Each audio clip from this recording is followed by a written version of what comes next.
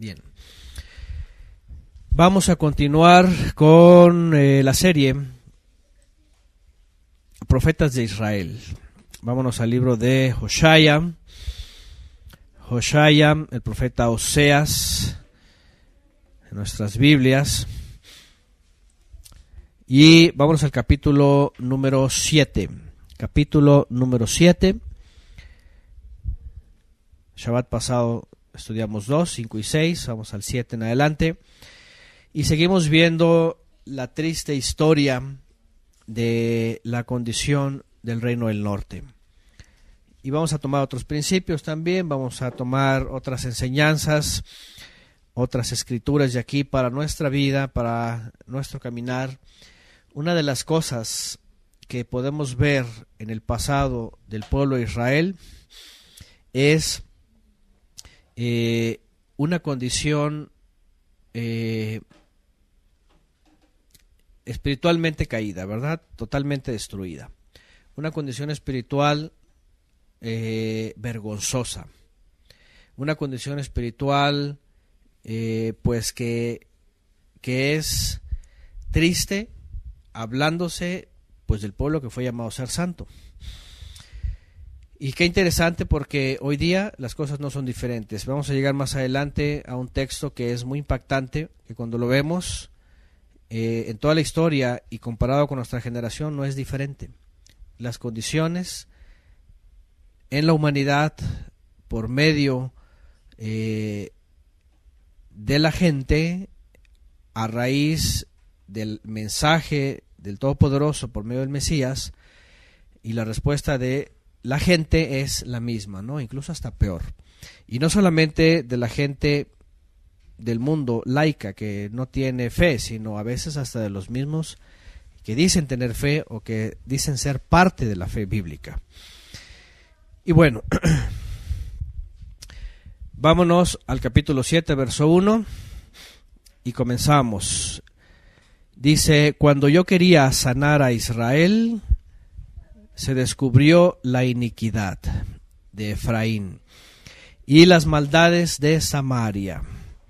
Acuérdense que Israel es el nombre que lleva el reino del norte, que también se le hace llamar Efraín.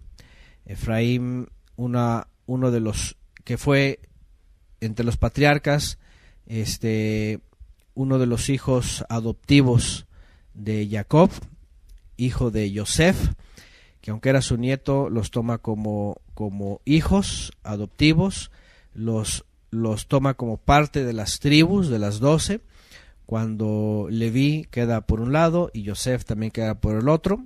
Fuera de, entran ellos dos para cumplir o para cubrir el número de este nuevo Israel que va a entrar a la tierra prometida, y que toma cabeza, por cierto, por el nombre de Yosef dentro del reino del norte. Efraín hace alusión a esta parte debilitada de Israel, que está muy apegado a Egipto, ¿no? Porque pues, finalmente Efraín era mitad egipcio, era mitad hebreo y mitad egipcio. Entonces, las condiciones de Efraín, por supuesto, de Israel, estaban por los suelos en cuestión de la fe. Dice las maldades de Samaria. Samaria era la capital, y en la capital dijimos que había un ídolo, ¿verdad? En Samaria había un becerro de oro, y también estaba en Betel 2 becerros que había levantado Jeroboam primero y que hasta la fecha seguían ahí, ¿no?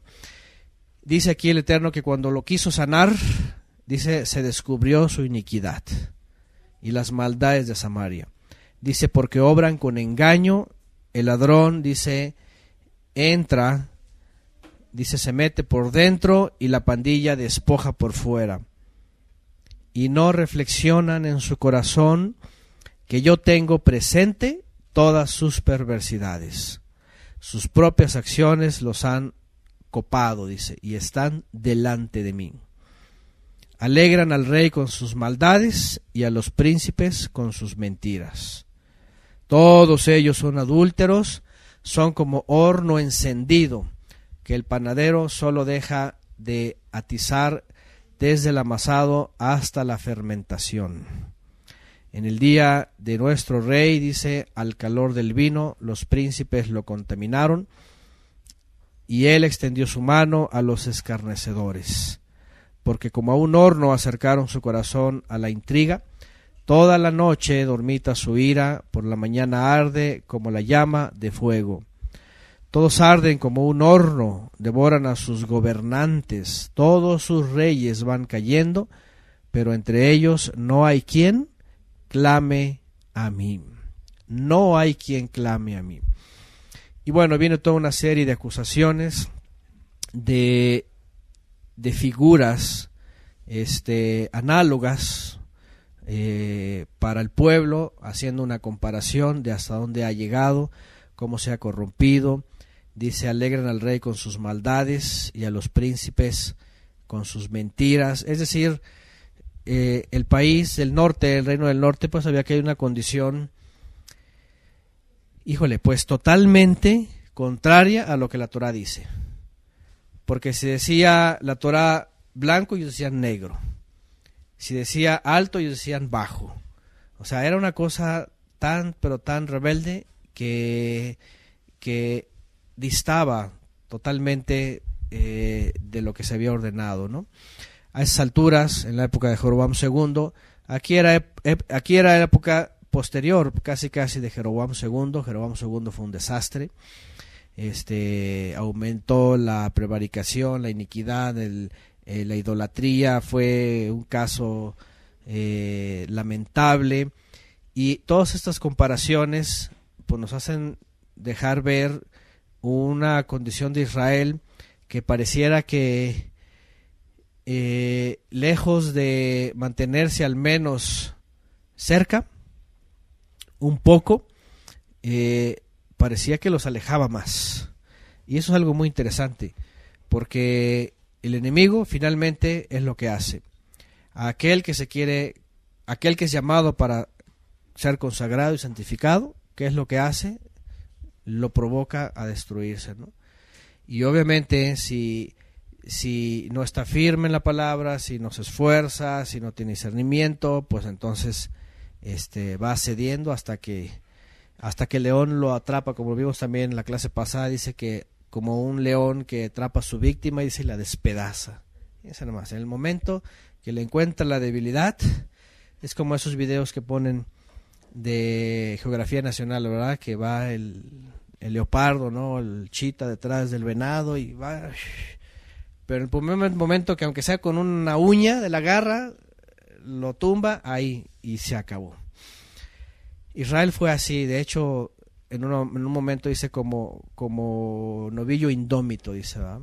Que cual presa lo toma, dice, y no lo suelte, lo despedaza. Y aquí adelante viene una expresión. Bueno, primero en el 7 al final dice, pero entre ellos, dice, no hay quien clame a mí. No hay quien clame a mí. Esta expresión es muy reveladora, porque aún en la vida del creyente uno puede decir, pues guardo los mandamientos, o me acerco a Shabbat y hago lo que puedo, y leo la Biblia o la estudio y me acerco a estudiar y estamos todos unánimes y todo, pero la pregunta es, ¿y clamamos al Eterno? ¿Lo buscamos realmente, o nada más vivimos una vida de fe, de creyentes buenos, observantes? Esto nos deja ver que el Eterno siempre, y por eso entendemos a Shaul de Tarso, sus palabras, dice, todo ayuda bien a los que le aman. Y también siempre lo he dicho en clases, si es por aflicción, pues con más razón uno busca al Creador, ¿verdad? Pero si es por alegría, también debe de ser. Siempre clamarle a Él. Y clamarle a Él no necesariamente es buscarle en la aflicción, sino clamarle significa tener comunicación con Él, tener siempre esta gratitud con Él, ¿no? Siempre en todos nuestros caminos Él va dirigiéndonos, y ciertamente Él nos va a probar, o Él nos va a sacar del atoradero, Él nos va a suplir, a ayudar, etcétera. Pero nuestro clamor delante de Él siempre tiene que ser vigente, siempre tiene que estar presente, ¿no?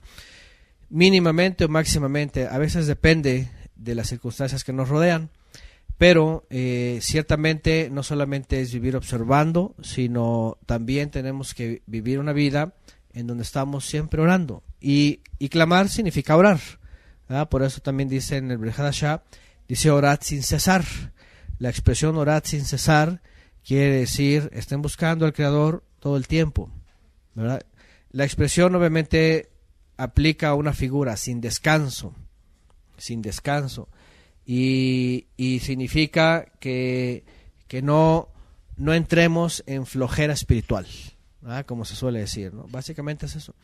No nos demos un break, como dicen allá en Estados Unidos, ¿no? No hay forma de que digamos, me voy a dar un descanso tal tiempo y no voy a orar. O sea, eso no puede ocurrir en nuestra vida. Y mucho menos una vida que nadie ora. O sea, eso tampoco, ¿no? ¿Por qué? Porque es muy curioso, pero entre los sistemas iglesieros, lamentablemente, tienen como un ritmo sistémico, ¿sí? Así son los sistemas iglesieros. Tienen tiempo para, es más, hasta los domingos en el culto, espontáneamente no pueden comenzar orando, o no pueden en un momento de ponerse a orar, y mucho menos cada quien. ¿Por qué? Porque tienen un seder, así como en la sinagoga, también los sistemas tienen un seder.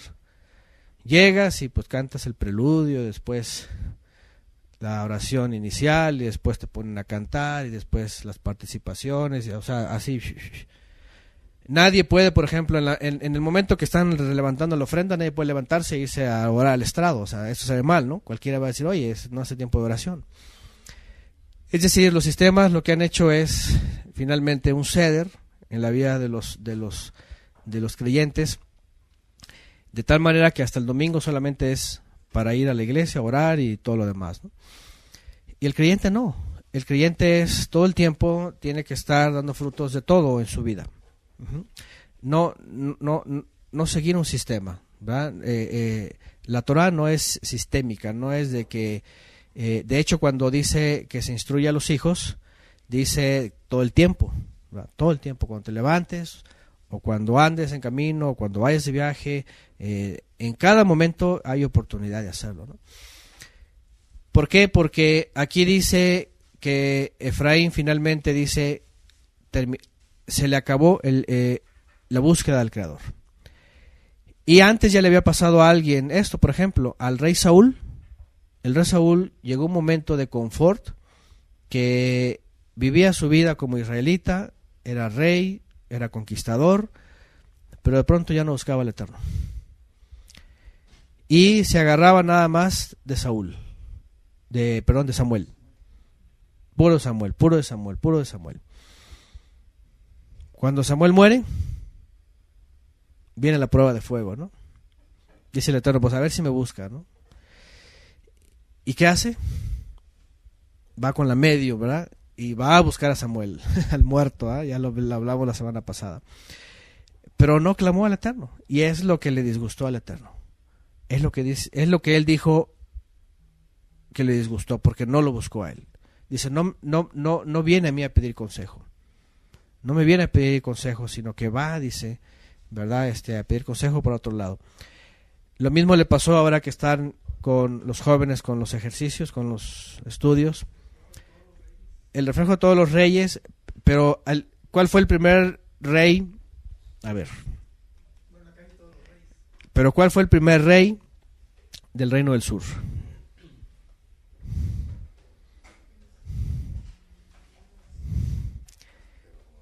Jeroboam.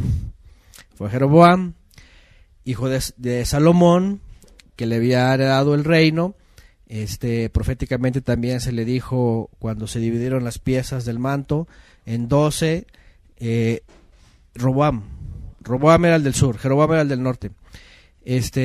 Y cuando le dividen las piezas, dice 10 le tocan a Jeroboam y 2 a Roboam. Y Roboam, ¿qué habíamos dicho al principio? Jeroboam, creo. Roboam fue. ¿Qué pasó con Roboam? ¿Alguien prendió una vela? Porque huele a... Creo, ¿no? Exactamente. ¿Qué hizo Roboam? En vez de ir Roboam con el Cohen Hagadol, en vez de ir a los jueces, en vez de ir a los ancianos, a los que sabían que les iba a dar consejo para dirigir el país y que iban a recibir consejo de él, en vez de agarrar los proverbios, pues de Salomón, de su padre, y del predicador también de su padre, ¿qué hizo? Se fue con sus cuates, ¿verdad? Los otros juniors, sus camaradas, sus amigos, y recibió consejo de ellos. Y les dijo, ¿qué hago, no? Imagínense nada más, ¿no? Hasta dónde es la ligereza, ¿no? ¿Cuántas veces pasa esto? Sobre todo en los jóvenes, ¿no? Sobre todo en los jóvenes. Y más cuando se tiene una atmósfera escolar, por ejemplo, ¿no? Lamentablemente. Escolar o vecinal. Lo que regularmente hace el joven es empezar a averiguar sobre el mundo exterior con los amigos. Si está en el trabajo, con los compañeros de trabajo. Si está en la calle, con los vecinos. Lamentablemente así es el sistema. Y el mismo mundo, el mismo sistema encausa y va como moldeando a los más pequeños a que busquen consejo ahí, afuera, y no adentro. No adentro. Y viene, y es un mal que se va pasando, ¿no? De generación en generación. Y se convierte en una degeneración. Entonces, gracias Mario Leal, Primera Reyes 12:8, pero él dejó de lado el consejo que le había dado los ancianos y consultó a los jóvenes que habían crecido con él y estaban delante de su presencia. Qué interesante después de tantos, bueno, estamos hablando después de dos milenios y algunos siglos, que las condiciones de los jóvenes es la misma. Con los cuates que creces, ¿verdad? Y las mujeres a lo mejor también, ¿verdad? Con las amigas con las que crecen, ¿no? Los chavos con los cuates que crecen, como que tienen más confianza, como que van a recibir de ellos algo valioso. Y a veces así lo toman, ¿no? Pero la verdad de las cosas es de que es lo peor que puede hacer un joven. Imagínense, por ejemplo, Shaul de Tarso escribe a las ancianas y dice, las ancianas, dice, bien hacen en enseñarle a las jóvenes.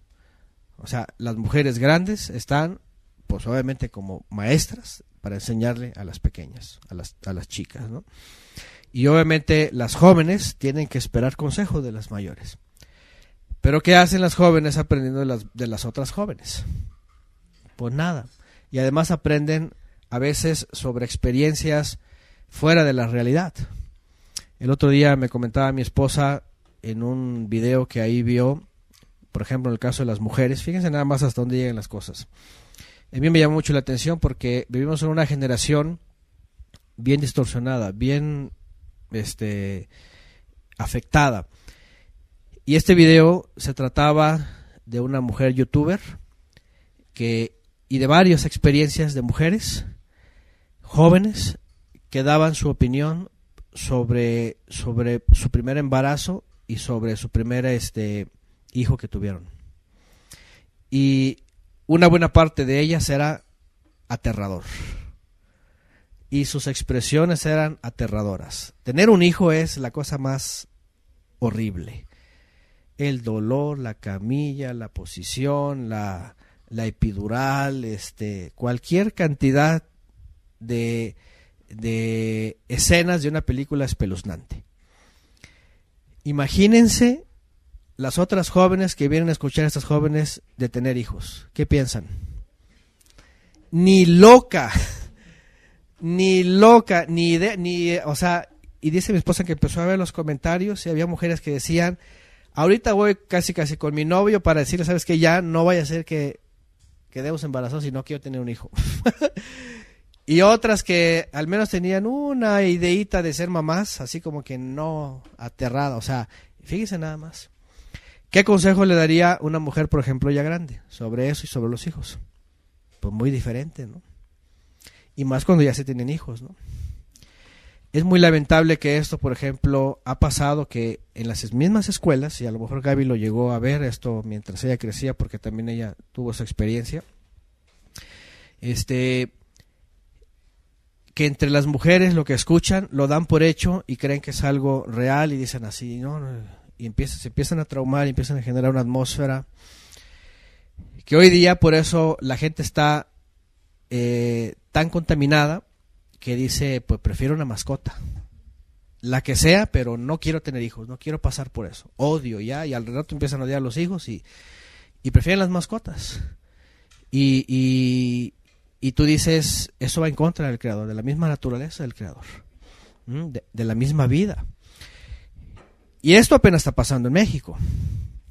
Y el otro día comentamos, y hace años yo hacía un comentario de que en Europa hay países hasta que les pagan a los jóvenes para tener hijos, porque desde hace muchos años ya no quieren. Y hay una estadística en Japón que acaban de decir que si siguen ese ritmo, en tal año, dice, se van a quedar ya sin niños y va a desaparecer, dice, el linaje nipón, porque ya nadie quiere tener hijos. De hecho, el otro día puso Gerardo González en su Facebook un video que me llamó la atención, que se llama Sustitutas, hecho por RT. Es una cadena de televisión que transmite por radio, por internet. Y este video se trataba de que en Japón, por ejemplo, son tanto fabricantes como consumidores de muñecas. Entonces, hombres están comprando muñecas y las tienen como si fueran sus parejas.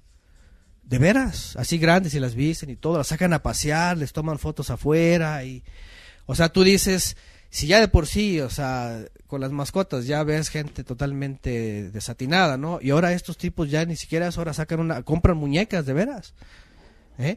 Y y les tienen el guardarropa, les tienen cama, o sea, todo así como si fueran una compañera de, o sea, y tú dices, ¿qué onda, no? O sea, la gente está llegando a, pues al colmo, ¿no? Es decir, se deja lo natural y se va contra natura. Ya de por sí hay un montón de cosas contra natura, en la comida, en todo, ¿no? Y luego ves esto y dices, ¿hasta dónde va a llegar el ser humano? ¿Hasta dónde va a llegar? Y no es nuevo, otra vez, todo viene desde el pasado. Y bueno, vuelvo al tema de los jóvenes. Ellos han estado llevando una serie de aportaciones, de investigación, de estudio, de análisis de personajes y desde el principio que se comienza con Caín y sus descendientes y pasando por Nimrod, estos han dejado un legado totalmente negativo de lo que puede hacer el hombre, totalmente contrario al Creador. Desde qué creer hasta cómo vestirse, cómo ser y todo lo demás, ¿no? Entonces, en el caso de Efraín, por ejemplo, en el caso de Israel, pues es todavía más triste. Teniendo la Torah ahí, teniendo la instrucción ahí, y haces todo lo contrario. Es como si compraras un equipo electrónico o eléctrico y te dice atrás en la entrada de voltaje, te dice 110 y 220. Y entonces tú vas, si es de 110, tú vas y le bajas a 220, le metes 220 en 110, pues obviamente lo vas a tronar, ¿no? O sea, es como si hicieras todo lo contrario, ¿no? Es como si dijeras, sabes que este equipo no le eches agua, y llegas con la cubeta y le echas agua, ¿no? O sea, te dices, ¿qué locura es esa, no? ¿Qué locura es esa, no? Entonces imagínate hasta dónde llega. Y a lo que voy es esto. Lo que está proyectando aquí Efraín delante del Eterno, y ahorita lo vamos a ver un texto bien clave, lo está proyectando el mundo. Y lo está proyectando también la gente religiosa, que está basada en sistemas. Todo lo contrario. El Creador le dijo al mundo por medio del Mesías, viene la hora y ahora es que el Padre busca verdaderos servidores. Y apenas pasan unos cuantos décadas y vienen los religiosos y dicen, no está buscando servidores, está buscando que levanten templos y metan ahí a la gente, y liturgia, iglesia y sistemas y todo esto, y tú dices, espérame, todo lo contrario. Y nos quedamos en el verso donde dice, y no claman a mí. Peor, la gente no clama, la gente no le busca, el creyente ni siquiera tampoco, que dice que es creyente, no ora, nada más se conforman con sus sistemas. Es muy triste ver que gente solamente se conforma con sus sistemas que tienen. Tienen sus días de culto, tienen sus días de esto, días del otro, y ya con que cumplen eso, ya dicen que son. Y la pregunta es, ¿y le buscas? ¿Y le clamas? ¿Y le oras? Si estás pendiente todo el tiempo, en cada situación, en tu vida cotidiana, estás agradeciendo por las maravillas, estás agradeciendo por cada alimento, verdaderamente, no como una oración mecánica, porque también eso incluso se cae en lo mecánico. Tradicionalmente se cree que el creyente debe de orar 5 veces al día. Tradicionalmente y mecánicamente.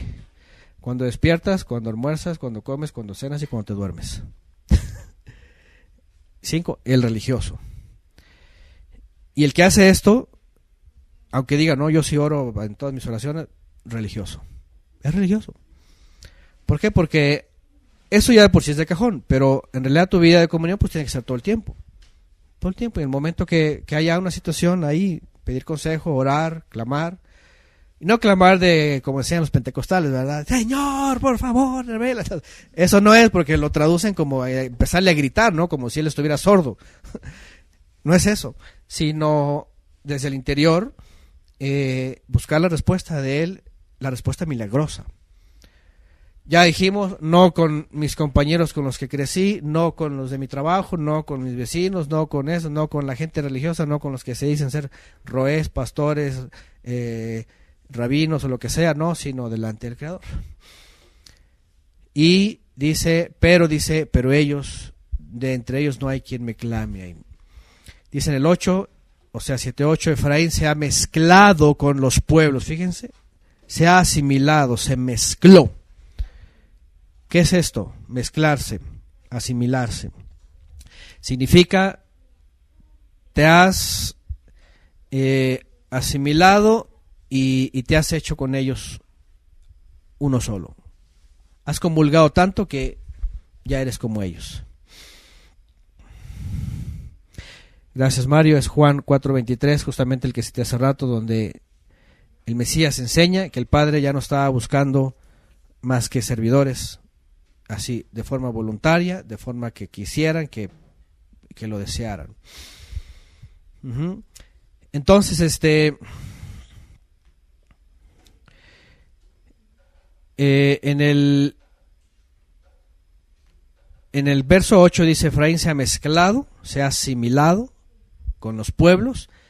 Efraín dice, ha venido a hacer una torta no volteada.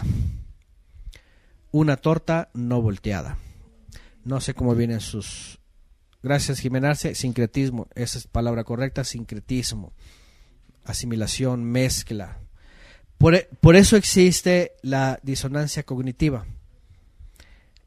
Son dos ideas que no se ponen de acuerdo y una persona las ejecuta. Dice que es bíblico y no es bíblico. Dice que obedece pero no obedece. Dice una cosa y es la otra. Y es un sincretismo porque dice que obedece, dice que es bíblico y en un par de meses va a estar celebrándole a Tamuz. Y todo el culto de Nimrod. Una torta no volteada. No sé cómo vienen sus versiones, vamos a leer las otras.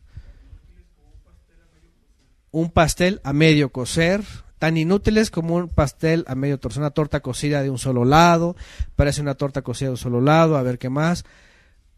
Fue torta no vuelta, a medio hornear. ¿Qué significa esto? ¿A qué texto se les asemeja? Quemado por un solo lado, mal cocido, la tibieza. Le falta. No está ni crudo ni cocido. Está a la mitad. Y si te lo comes, te das unas torceduras ahí en el estómago al rato, una cosa que no aguantas. ¿Y qué dice? Te vomitaré de mi boca. Es lo mismo. No hay nada nuevo debajo del sol, dice, y debajo del cielo, dice también el predicador, ¿no? No hay nada nuevo. Lo que le pasó a Israel, lo que vivió Israel, llegó al colmo. Se le asemeja a Apocalipsis 3:16. Dice, por cuanto eres tibio, ahí está, no estás ni cocido ni estás crudo. Estás tibio, es una cosa que no se puede comer. Todavía lo crudo, obviamente, pues está crudo, ni siquiera nadie lo va a probar. Y lo cocido se come. Pero lo tibio no te lo puedes comer porque te va a hacer daño. Le va a hacer daño. Y es la misma referencia, podríamos decirlo, de idea que el Eterno está diciendo a Israel, que está diciendo también a la Odisea. Pone Enrique Vera, Salmo 106:35, antes se mezclaron con gentiles e imitaron sus costumbres. Esto es este sincretismo. Volvemos a repetir, Efraín se mezcló con los pueblos. Hacen una mezcla y se parecen a gentiles.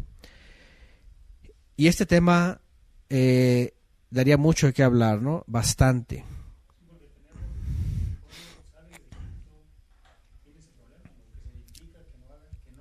Así es. Van y se mezclan. Lo saca de por sí de Egipto. Les cuesta 40 años sacarles Egipto de su corazón. Y se les dice, ahora sí, entran en la tierra y entran y se mezclan otra vez. O sea, es como también dice en el Brit Hadashah, como la puerca que una vez lavada va y se vuelve a revolcar en el lodo. O el perro, dice, el perro que de por sí es inmundo, vomita y se traga su vómito. Bien nada más. Vomita y se traga su vómito. Y eso que no hablamos de todas las características. El hermano el otro día me estaba diciendo una característica de este tipo de los kelebim, de todos los aulladores, que según sus características, para sentirse dentro de la manada más atractivos, cuando encuentran un cadáver, van y se revuelcan en el cadáver.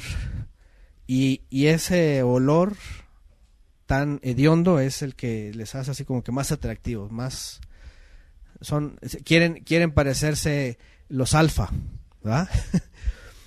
Yo le decía, con razón, le decía, allá en Chilpancingo, cuando vivíamos, me acordé un par de veces que de pronto llegaban unos perros callejeros que siempre andan, ¿no? Y con un olor así ácido, apestoso, horrible, y dice, ¿este perro dónde se metió? Y cuando me dijo el hermano, es eso, dice, con razón. Pues yo no sabía esa característica de esos animales, ¿no? Entre muchas cosas abominables que hacen, ¿no?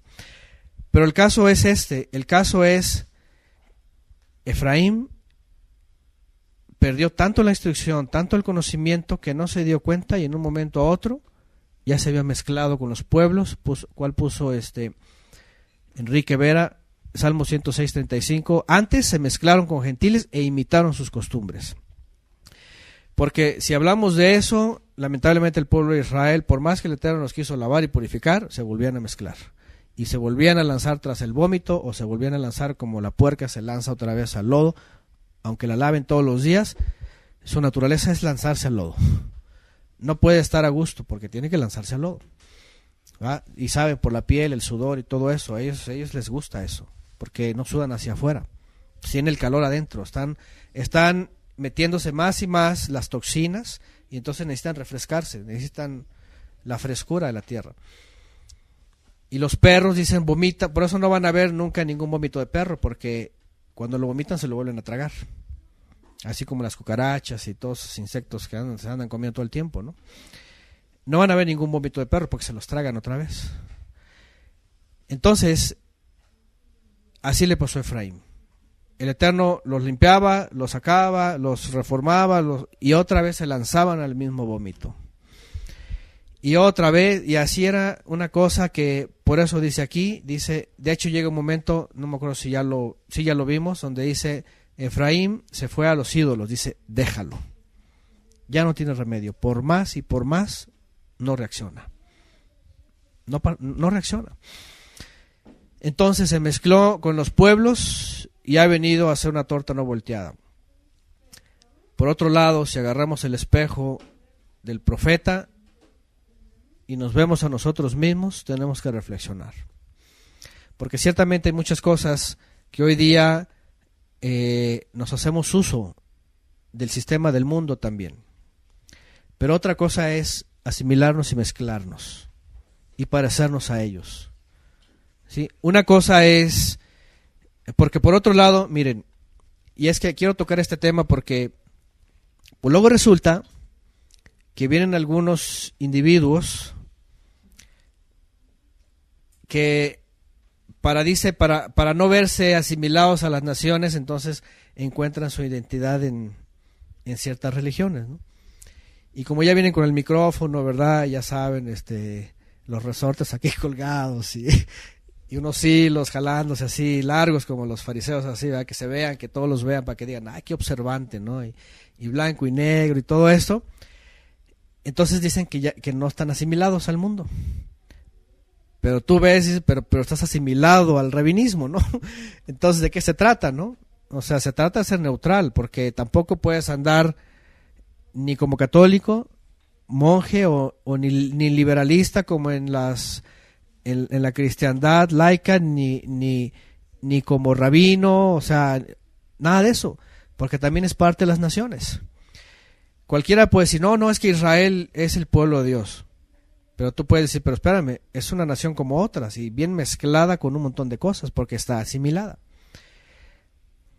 Me decían los hermanos que cuando celebraron Pesaj por primera vez y se basaron en lo que encontraban en internet, me decía la hermana Flor, es que cuando yo vi el plato ese y dice, y vi el huevo, dice, lo primero que pensé es, ¿y esto qué es? No tiene ¿dónde está en la Biblia? Porque en Pesaj ponen un plato así redondo con los espacios para cada elemento y en uno de esos ponen el huevo, ponen el hueso, las hierbas amargas, todo lo demás, pero ponen un huevo y dice, esto parece más a Easter. En Estados Unidos es muy común eso, ¿no? Y en la época, entonces ya están mezclados, ya están asimilados con Babilonia, con Zoroastra, con todas las religiones, esta persa y con un montón de cosas. Entonces, cuando yo hablo de esto, lo que tenemos que decir aquí es qué es lo que no tenemos que asimilar de las naciones. Porque las naciones asimilan todo lo que encuentran, de todas las culturas. Todos sabemos que Roma en la época del imperio era la religión que más ídolos tenía.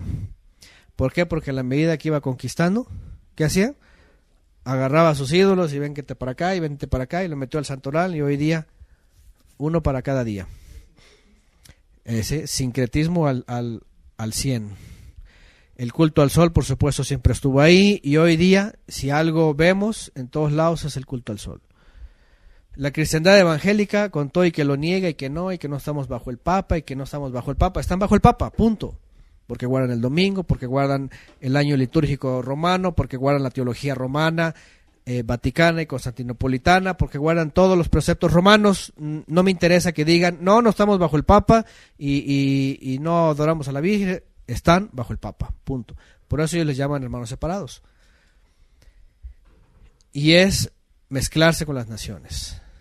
Lo que tenemos que hacer es eso, no mezclarnos con esas así. Es decir, nuestra fe solamente va a estar basada en la instrucción enseñada por medio del Mesías. Cuando el Mesías nos enseña la instrucción que el Padre dio para nuestra época hasta ahora, y estoy hablando que también vamos a excluir todo lo relacionado al templo, sacrificios, levitas, todo lo que tiene que ver con la rebeldía, con el templo, con los sacrificios, con la sangre. Es decir, la instrucción enseñada por el Mesías, esa es la que tenemos que asimilar. Esa es la que tenemos que asimilar. Es decir, si vamos a estar asimilados es a la instrucción. Y es la que enseña la que enseña el Mesías, por supuesto, ¿no? Y no solamente la instrucción como qué hacer, qué no hacer, sino qué esperar y en qué creer. Porque por otro lado, si yo me pongo a creer en el dispensacionalismo, ya estoy asimilado a la teología. Y así muchas más cosas. Bueno, entonces tenemos que asimilar solamente la instrucción del Eterno, enseñada por el Mesías y por sus emisarios. De ahí en más, cualquier otra cosa es mezcla. Y por otro lado, y el punto fuerte, pues aquí, haciendo referencia a Oseas 7:8, conectado con Apocalipsis 3:16, es que nosotros como creyentes pues no tenemos que caer en esa condición de ser torta no volteada o a medio cocer, o vamos, lo que es la tibieza, ¿no? Porque la tibieza, dice, si eres tibio, dice, te voy a vomitar, te voy a desechar, te voy a desechar. Esto ya entra en un análisis de cada uno de nosotros, un análisis seguro, fidedigno, de todo el tiempo, para no caer en esa asimilación. ¿Por qué? Porque lamentablemente cualquiera puede caer tan fácil en la asimilación del mundo, sobre todo hoy día, y especialmente por el humanismo, ¿no? El humanismo, como lo mencionamos, ¿se acuerdan que estudiamos en Bikurim, en Matzot? En los 7 días de Matzot, una de las clases fue la horrible levadura llamada humanismo. Cuando hablamos de esa clase de eso, dijimos que esta trampa de Satanás es una de las que trae como consecuencia toda una serie de puertas para la asimilación. ¿Por qué? Porque el primer momento que el humanismo entra en el alma de un creyente, ¿qué es lo que pasa? Que el mandamiento se empieza a rebajar. Porque si el mandamiento es rígido, el humanismo lo afloja y lo rompe. Y entonces después, por eso en muchos lugares, por ejemplo, cuando se habla del asunto del homosexualismo, que es pecado, empiezan a decir, ay, pero el Señor lo va a juzgar, o el Señor lo ama, ¿no? Y Él lo va a perdonar, y no sé qué, y así ya se acabó, ¿no? Y así comienza la asimilación. Bueno, verso 9 dice, les socavan su fuerza a los extraños, se la debilitan, se la hacen como un hoyo, pero él no se da cuenta, dice. El cabello cano se esparce en él, pero él no se da cuenta. Fíjense, y esta asimilación, esta mezcla, esto que el mundo va haciendo, de hecho, Yeshua enseñó muy claramente que tenemos que ser muy astutos. Dice, porque si el mundo algo es eso. Dice, los hijos de este siglo, dice, de esta edad, son más astutos, dicen, las cosas, ¿verdad?, de afuera. Tanto, obviamente, porque el príncipe de este mundo, el Dios de este mundo, el enemigo, los trabaja, y por eso la asimilación es muy poderosa. En el caso del hermano, por ejemplo, de Agoberto, cuando nos compartió sobre el tema de la música, lo vimos ahí muy claramente, ¿verdad? Es tanta astucia, ¿sí? Es tanto esmero, además, y es tanta dedicación, que en el primer momento ya no se dieron cuenta y ya está dentro. Y ya está asimilado, y de pronto, y dices, ¿de dónde salió eso, no? Pues hasta de las ondas que andan en la música y uno no se da cuenta. En las frecuencias, altas, bajas, en todo eso, en los ritmos, y eso es. ¿Por qué creen que ustedes ven en toda la cristiandad una ligereza en la música, ¿va? De todos los ritmos, de todo, porque ya la filosofía humanista les entró y dijo, no importa, vamos a ganar, la cosa es ganar a las almas, ¿no? El fin justifica los medios, así que si los vas a ganar poniéndoles, ¿qué dijo el otro día? Ayer creo que pusiste un ejemplo, ¿no? De un lugar donde les pusieron música de no sé quién. En un congreso de jóvenes. Música totalmente, ¿qué era? ¿Rock o qué era? Un grupo pagano, el que sea. Bien pagano. Hip hop. Pitbull, creo, a eso, imagínense. Y además el nombre de un perro, ¿no? Pues sí, son los bravos, ¿no? Son los que están mezclados para ser asesinos. La cosa es, dicen ellos, el fin justifica los medios. No importa cómo lo hagas, dice, vamos a ganar almas.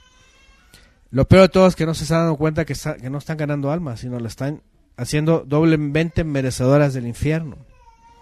Eso es lo que están haciendo. Y Yeshua lo dijo muy claramente. Los religiosos, dice, van van convirtiendo almas y cuando las convierten las hacen doblemente merecedoras del fuego. ¿Por qué? Porque entran en todo este engaño. Y aquí dice claramente, dice, le socavan su fuerza a los extraños, pero él no se da cuenta. El cabello cano se esparce en él, pero él no se da cuenta. Es decir, ¿qué pasa cuando alguien nos dice, oye, mira, ya tienes unas canas? No me digas, no me había dado cuenta. Pues ¿cómo te vas a dar cuenta? ¿Va? No tienes los ojos arriba. Uno no se da cuenta. Es como cuando los hijos, ¿no? Nosotros los vemos, rara vez los vemos que están creciendo, pues están siempre con nosotros. Pero después cuando llega alguien después de un año, oye, mira cuánto has crecido. Y nosotros lo vemos como que, ¿a poco se ha crecido? Yo lo veo igual.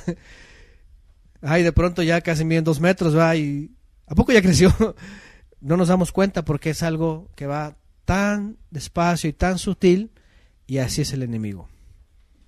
¿Para qué? Para que nos engañe los sentidos. Por eso en el Brit Hadashah encontramos expresiones como despiértate tú que duermes, como vosotros sois luz para que no anden en tinieblas, ustedes tienen la luz para que las tinieblas no los sorprenda, velad y orad, no durmáis.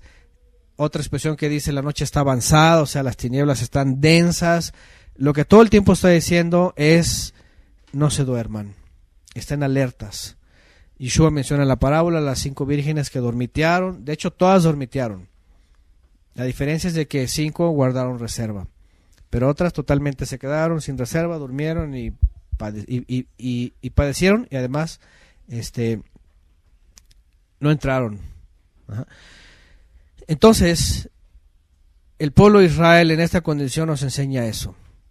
Nos enseña que los extraños siempre van a estar trabajando para destruirnos. Y no es, ya sabemos que nuestra lucha no es contra carne y sangre, es el enemigo el que trabaja en las personas, y lo que están haciendo es sutilmente, ¿verdad? El ataque. ¿Cuántas veces también pasa, por ejemplo, y esa es una instrucción para nuestra época, nuestra generación, que tenemos que tener mucho cuidado, por ejemplo, con lo que ven nuestros hijos en hoy día, por ejemplo, en internet, ¿no? Si ellos, al menos nosotros, los que tienen el homeschool, el famoso homeschool, y se instruyen por medio de documentales y todo eso, siempre estamos al tanto, ¿verdad? Pero a veces podemos decir, bueno, es un documental de naturaleza, esto y el otro, pero hasta en eso tenemos que estar, porque luego salen con que hace millones de años, cuando quién sabe qué evolucionó, y en eso tenemos que tener cuidado y decirle aguas, porque no es hace millones de años, ni es evolución, sino ya les tenemos que decir lo que es, lo que el Creador dice que es. Y eso es lo que tenemos que tener mucho en cuenta, ¿no? ¿Por qué? Porque pasan los años y cuánto lo hemos visto en padres de familia que aparentemente instruyen, que aparentemente los van en el caminito, ¿no? Y dicen, no, sí lo instruyo. Y de un momento a otro, cuando ven las acciones de los hijos, dicen, ¿y cuándo aprendió de eso? Pues todo el tiempo, porque nunca te diste cuenta que estaba ahí la mala influencia. ¿Y por qué reaccionó así? Pues porque, oye, y entonces tenemos que tener mucho cuidado con eso, porque a la medida que van creciendo a veces no nos damos cuenta. Y bueno, y sobre todo lo padecen mucho esto por los que hacen las escuelas, ¿no? ¿Por qué? Porque están influenciados por cualquier cantidad de filosofías. Otra vez, parece que estamos hablando de algo muy distante y de tantos siglos, pero es actual también y es en cada generación. A Israel le pasó esto. Los extraños trabajaron poco a poco y no se dio cuenta. Y como a alguien que le va saliendo la cana poco a poco y se esparce, no se dio cuenta. Hasta que ya vio el problema ahí, ya no pudo regresar. Ya no pudo hacer teshuvá, de hecho ya lo vimos. 10. La propia soberbia de Israel testifica en contra suya. Pero ellos no se vuelven al eterno su Elohim, a pesar de todo, otra vez no lo buscan. Y la soberbia, por otro lado, es una de las cosas que también ayuda a la misma rebeldía. A la misma rebeldía. ¿Qué pasa?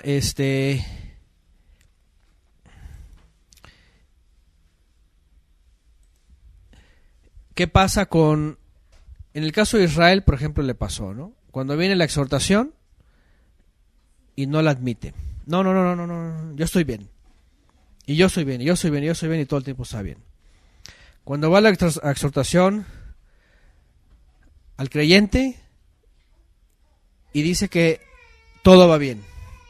No, si está bien y se hace, se dice y todo parece que va bien, pero el resultado es esto, que no se busca el Eterno y no vuelven al Eterno como debe de ser.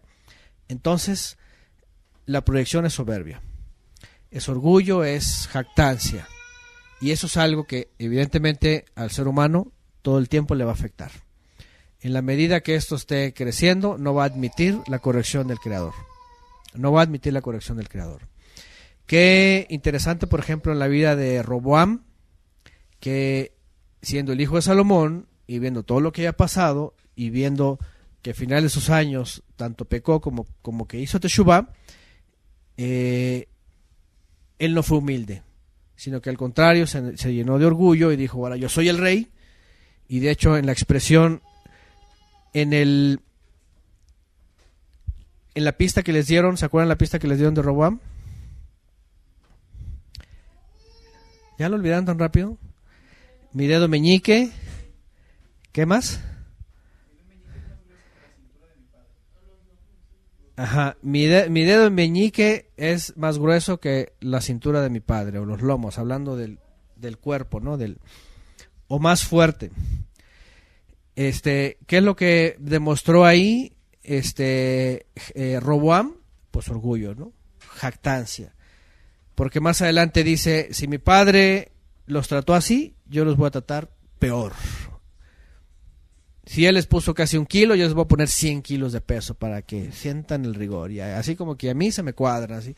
O sea, tomó el lugar de forma jactanciosa, se sintió más que un servidor, porque el rey simplemente era servidor del Eterno para el pueblo, y entonces dejó a un lado el Eterno y él se sentó en el trono. Y dijo aquí, como dicen en México, ¿verdad? Mis chicharrones truenan, ¿verdad? Y es bien correcto porque eso es bien pagano, ¿verdad? O sea, eso es orgullo y jactancia, ¿no? Es decir, se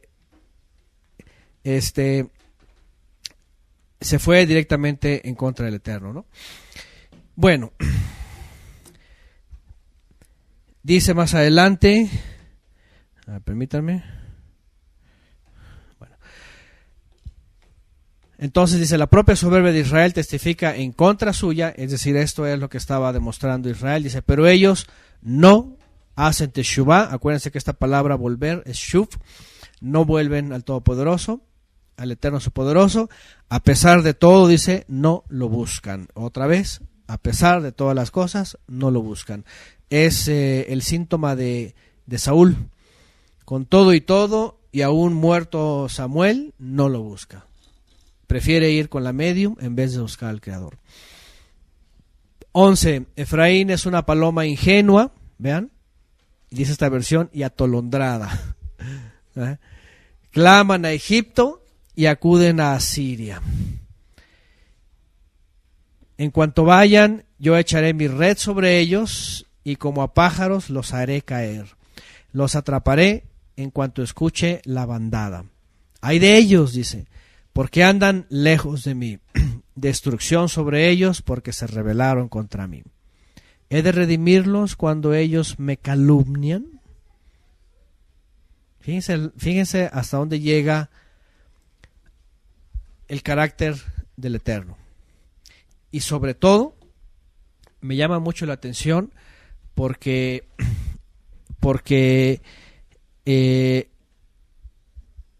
la condición del ser humano, y sobre todo religiosamente hablando, por ejemplo, permítame un poquito, sobre todo religiosamente hablando, ¿qué es lo que hace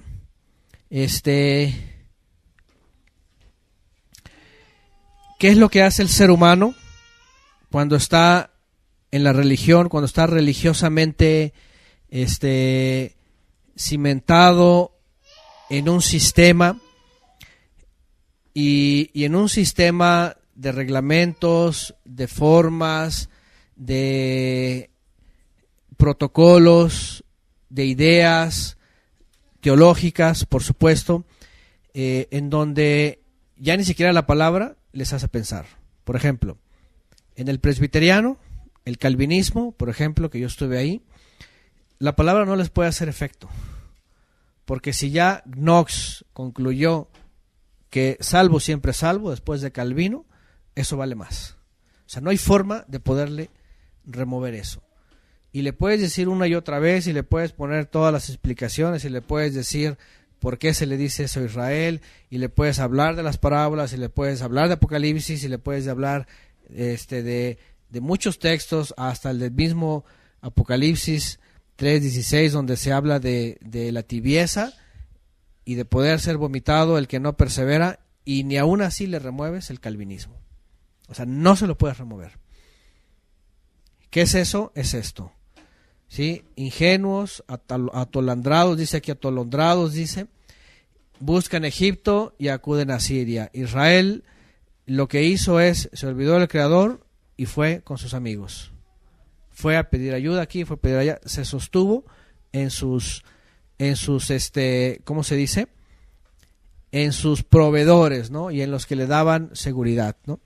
Y otra vez, es como lo que hablamos de Saúl, es como los que hablamos de los jóvenes, es como lo que hablamos hoy día, lo que dijiste la semana pasada en la clase, ¿te acuerdas? De los que consultan a los muertos, ¿va? Es eso. O sea, en vez de buscar al Creador sobre alguna situación, la gente regularmente va a consultar a los muertos. Los calvinistas van a buscar a Calvino. Los adventistas van a buscar a Helen de White. Los bautistas van a buscar a John, ¿cómo fue? El fundador de los bautistas. No me acuerdo, pero también fue otro Juan. Había muchos Juanes, ¿va? Etcétera, etcétera. Cada uno va a buscar a su muerto, ¿no? El otro pentecostal, ¿cómo se llama? Benny Hinn va a consultar a Catherine Kuhlman, ¿no? Y es eso. Efraín, o sea, es decir, a lo que voy es, las características son bien claras. El que ya se desvió, aunque diga que es el Eterno, no lo es porque no lo busca él, sino acude rápidamente a lo que tiene a su alrededor. En el caso de la cristiandad, lamentablemente, lo que siempre se ve ahí es, y de hecho ha pasado, y muchos hermanos lo han dicho aquí, y otros que suelen venir aquí y suelen escuchar algo, y recibir un consejo de aquí, lo primero que dicen es, voy a preguntarle a mi pastor, ¿verdad? A ver qué dice mi autoridad, porque es mi cobertura. Imagínense nada más. O sea, acuden a Egipto, eso es, y van por ayuda a Samaria. En vez de que digan, voy a orar, me voy a mi aposento, cierro la puerta, oro, hasta que el Eterno me dé la revelación sobre esta palabra, si sí o si no. No, van y dicen, voy a ver si mi pastor lo dice. O voy a consultar a Martín Lutero a ver qué dice de tal doctrina, ¿no? O a todos los demás, a los que sean. Finalmente consultan a los muertos. Uh-huh. Bueno. Y además dice, y por otro lado, porque a final de cuentas la última expresión de he de redimirlos cuando ellos me calumnian, comienza en el 12 cuando dice, en cuanto vayan, yo echaré mi red sobre ellos y como a pájaros los haré caer. Los atraparé en cuanto escuche la bandada. Es decir, ya cuando está así la condición, tanta rebeldía y tanta necedad, el Eterno dice, no les voy a perdonar el castigo. No les voy a perdonar el castigo. Ay de ellos, dice en el 13, porque andan lejos de mí. Destrucción sobre ellos, dice destrucción sobre ellos porque se rebelaron contra mí. Y bueno, obviamente cuando ya habla en este tono, ¿verdad? Cuando ya se habla de este tono, lo que está, por supuesto, diciendo el Eterno, en base a lo que hemos aprendido, lo que estamos viendo, es pues el juicio de los asirios en contra de los israelitas. Es decir, el Eterno iba a poner ocasión para castigarlos, ¿no? Ya el perdón ya no existía para ellos. ya no había forma de perdonarlos, sino que ya lo que iba a ocurrir con ellos era juicio. Por eso dice al final, destrucción sobre ellos porque se rebelaron contra mí, y pregunta, ¿he de redimirlos cuando ellos me calumnian? No sé cómo vienen sus versiones, no sé cómo cambie esta expresión en el verso 3 al final. En otras dicen, pero ellos no me hablan con la verdad, ellos no me hablan con verdad, ellos hablaron contra mí mentiras, dice otra versión, mentiras contra mí. Dice otra, los rescataría, pero ellos mienten sobre mí. Ellos dicen contra mí mentiras. Fíjense, en otras versiones habla de que ellos hablan cosas mentirosas en contra del Creador. ¿Acaso debo liberarlos después que me han sido infieles? Dice la Biblia Latinoamericana 95. Infieles. Ellos me calumnian.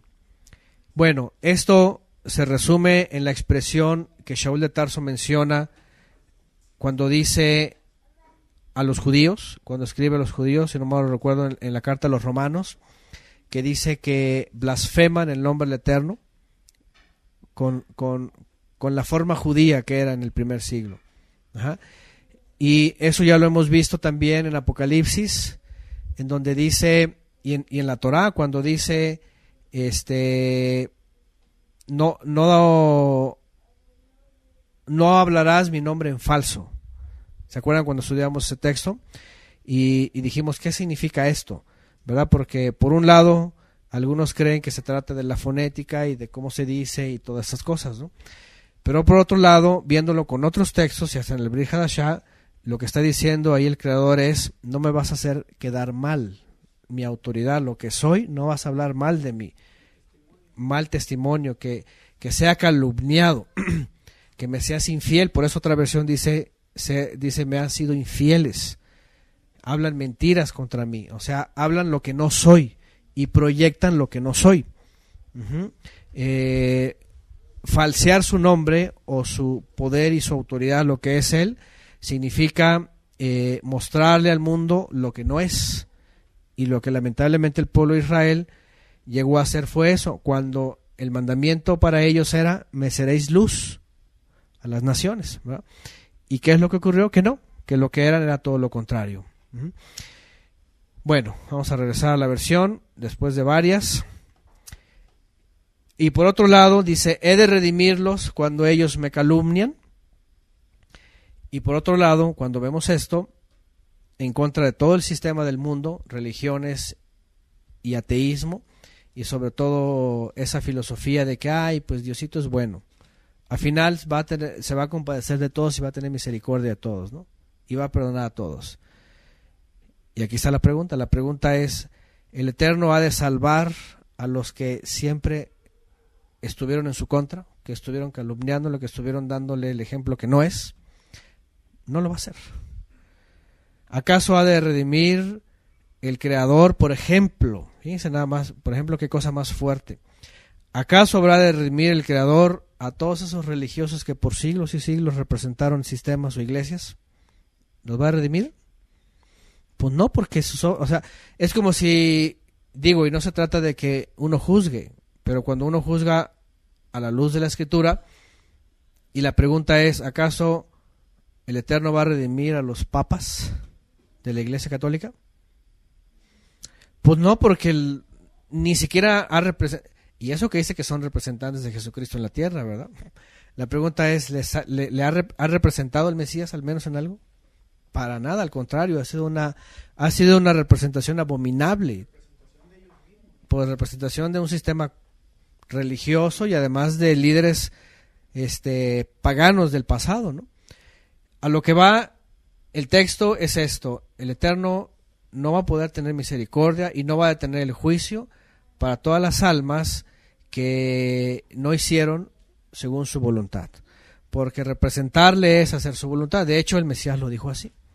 Todo lo que él hacía, dice, el Mesías lo hacía porque el Padre se lo decía y porque lo veía del Padre. En pocas palabras, como dice aquí Hofstrasser, no te conozco, ¿verdad? Dirá. En pocas palabras, encuéntrenle una ocasión al Mesías que no estaba representando al Creador. Pues no la hay. Siempre manifestaba al Creador. Es decir, el punto principal es este. Tenemos que imitar al Mesías. ¿Por qué? Porque él sí habló bien del Creador. Él no le fue infiel y además él no lo calumnió, sino que sí habló bien del Creador. Ese es el ejemplo perfecto. En el caso de los líderes, y no solamente los de nuestra época y religiosos, sino los de antaño, pues era eso. En realidad lo calumniaron, dieron la imagen del Creador que no era, mostraron al mundo lo que no era, y por eso no los perdonó más. Ajá.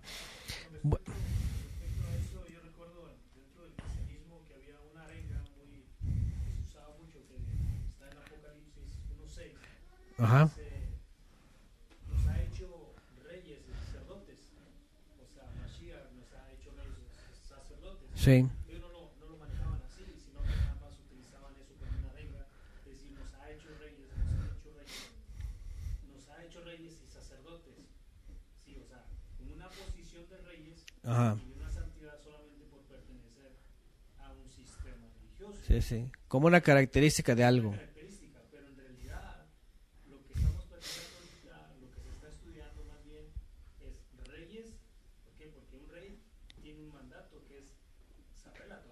Claro. Saber la instrucción. Sí, sí, sí. Sacerdotes, el sumo sacerdote fue Mashiach, entonces nosotros debemos de dar esa altura, el sacerdote del varón perfecto, o sea, que es algo que se ha cambiado bastante, pero que dentro de lo que es el liderazgo, como reyes nosotros, como reyes de ejemplos que hemos visto, existe esa conexión donde usted estaba mencionando que Mashiach nunca calumnió el Eterno.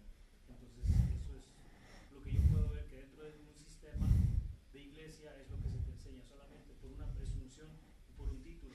Claro. No van a entrar en el contexto de la escritura y del valor de la palabra. Claro, claro, y sí, y evidentemente si quisiéramos, por eso decía yo del Mesías, porque él lo obedeció todo, si quisiéramos asemejarnos a esa figura que el Padre quiere ver es la del Mesías, ¿verdad? Porque él fue ministro y ver cómo él fue ministro, ¿verdad? Él fue, si es rey o es de la realeza y nosotros somos llamados a hacer eso, ciertamente pues tenemos que ser como él vivió, ¿no? Ciertamente lo que es el hermano Dagoberto, si no se llegaron a escuchar, que hay una expresión en la cristiandad donde dice, nos hizo reyes y sacerdotes, pero nada más se convierte como en una simple expresión y que a la hora de la hora pues no funciona.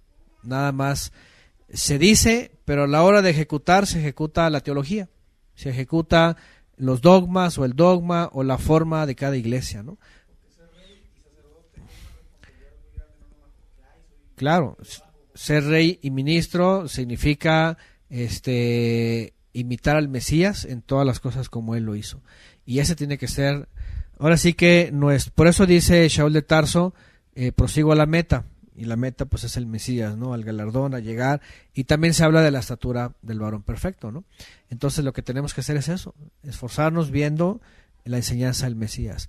Sí, porque lamentablemente tanto Israel como en otras generaciones y como en esta generación, lo que hace el sistema religioso y los feligreses es encontrar en sus que le llaman coberturas una figura e imitarlos, ¿verdad? Y entonces empiezan a buscar en el hombre y entonces terminan siendo pues como ellos y obviamente pues caen en las mismas escenas, son como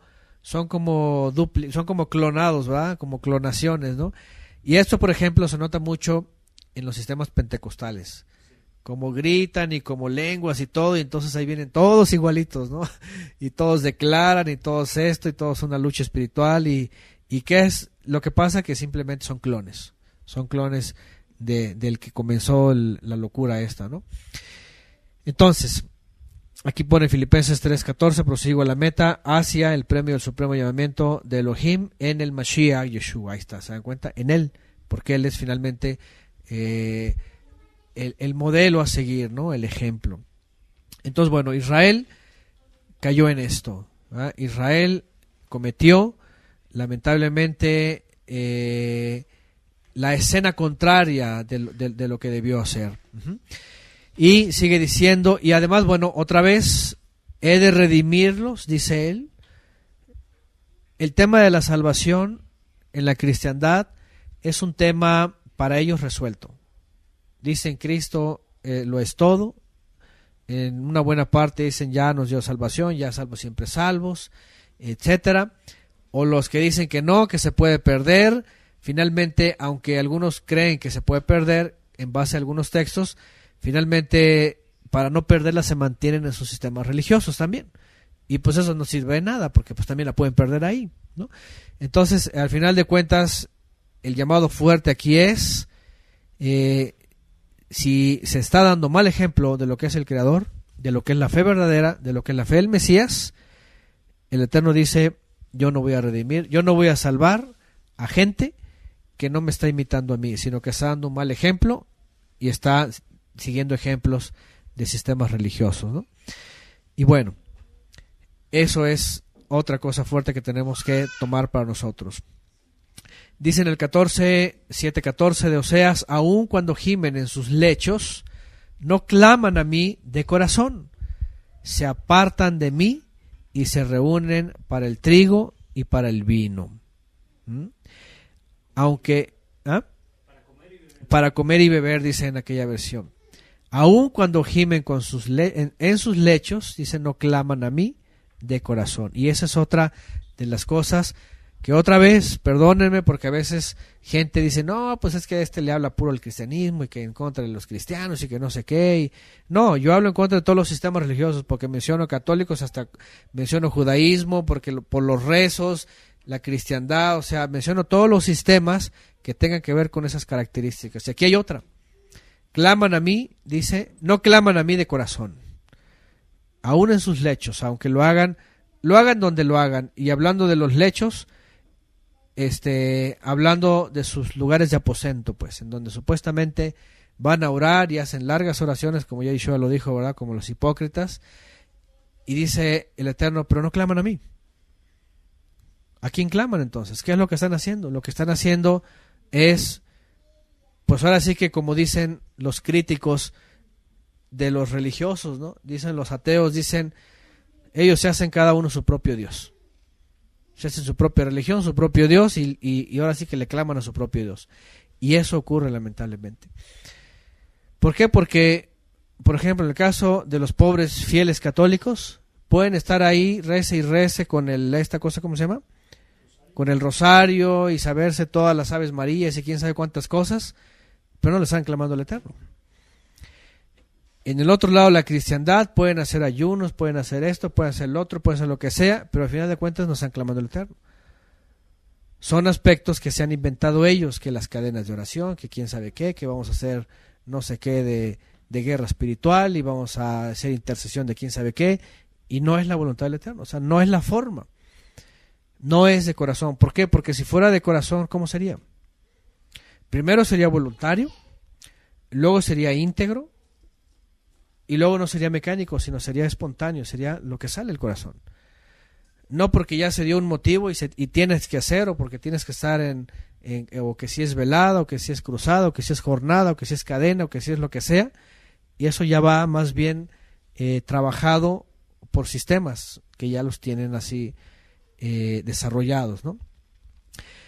¿Cómo es que se clama? Y aquí pone Mario Leal, Mateo 6:6, pero tú, dice, cuando ores, entra en tu aposento interior, cierra con llave tu puerta y ahora, dice, y ora a tu Padre que está en secreto. Y tu Padre que ve en lo secreto te recompensará. La forma es así, en secreto, en donde te puedas comunicar con tu Padre. El sistema religioso te pone sus formas. Te dice, va a ser así, incluso te da un orden, o te dice, tiene que ser tal día, el día de oración. Ya saben, la cristiandad pone sus días de oración, pone sus días de esto, días del otro, y ahí van todos las ovejitas, va creyendo que están cumpliendo y que haciendo algo, y lo que están haciendo es, no lo hacen de todo el corazón, si no lo hacen porque alguien lo dijo. Sí, obedecer al pastor es un mandamiento. O sea, tienes que obedecer al pastor, no puedes decir. Sí, es un mandamiento del pastor y del hombre, y si dijo eso a las ovejas, tienen que obedecerlo, ¿no? Y ahí van. en vez de obedecer al príncipe de los pastores, que es el Mesías, ¿verdad? Que dice, ¿quieres orar a tu padre? Ve y enciérrate, cuando no te molesten, ahí ora. No, la gente a fuerzas quiere irse a los sistemas y quiere agarrarse el rosario, quiere meterse en los lugares donde la gente le dice, el líder, lo que sea, y eso, es muchas de ese tipo de cosas. Y bueno, no claman a mí de corazón, dice, se apartan de mí y se reúnen para el trigo o para la comida y para la bebida. Y finalmente, como también suele ocurrir, ya las reuniones finalmente se convertían en un convivio, ¿verdad? Y eso es lo que finalmente, lamentablemente, y nosotros en la iglesia, por ejemplo, lo vimos. Ya no era el asunto del culto, sino era el asunto de la terraza, ¿verdad? La cafecito y la galletita y el estar platicando. Hasta en las mismas iglesias no respetan eso porque ya están hablando de negocios, están haciendo redes de mercadeo, ya están vendiendo quién sabe qué producto, ya te meten el otro producto, tú le metes el otro y negocios y ya es eso, ¿verdad? Ya es eso, ya no es el propósito principal. Dice en el 15, aunque yo adiestré y fortalecí sus brazos, ellos piensan mal contra mí. Se vuelven, pero no al Altísimo. Son como arco que hierra, sus príncipes pues caerán a espada por la ira de su propia lengua. Esto será su escarnio en la tierra de Egipto, en la tierra de esclavitud. Egipto siempre está haciendo alusión a la esclavitud. Entonces dice, aunque yo los adiestré y los fortalecí, ellos piensan mal contra mí. Y dice, se vuelven, dice, pero no al Altísimo. Y bueno, eso es algo también que otra vez, y perdón que siga insistiendo, pero la gente tiene que abrir los ojos. ¿Por qué? Porque, como yo le he dicho, a veces es recurrente las personas que dicen, ya estoy saliendo de tal sistema, de la iglesia, esto, lo otro, pero quiero ver dónde congregarme, reunirme y como que están buscando, sí, volver al Altísimo, pero no quieren volver al Altísimo. O a lo mejor no se dan cuenta, ¿no? A veces no lo hacen porque no quieran. Y eso es lo que hay que alertar. Cuando dice que se vuelven, pero no al Altísimo, es que la gente está buscando al Creador de regreso, pero finalmente lo que está buscando más bien es entrar en un sistema para aplacar su conciencia, de que lamentablemente otra vez la religión ya les dijo que tienen que pertenecer a algo, ¿no?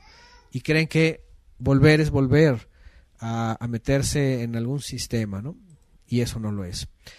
En el capítulo 8 dice, emboca el shofar, un águila viene contra la familia del Eterno, porque violaron mi pacto y transgredieron mi ley. Vamos a ver otras versiones. Da el toque del shofar, un águila se cierne sobre la casa del Señor, y se han quebrantado mi pacto y se han rebelado contra mí. Esta expresión dice, vendrá como águila contra la casa del Eterno. Y dice, soy como un águila contra la casa del Eterno, como un águila cae el mal. Y bueno, ya en otras versiones lo que está tratando de decir es, como el águila se precipita, ustedes saben que estos aves tienen estas características, ¿verdad? Van volando a lo alto, ven todo desde lejos, lo ven claramente,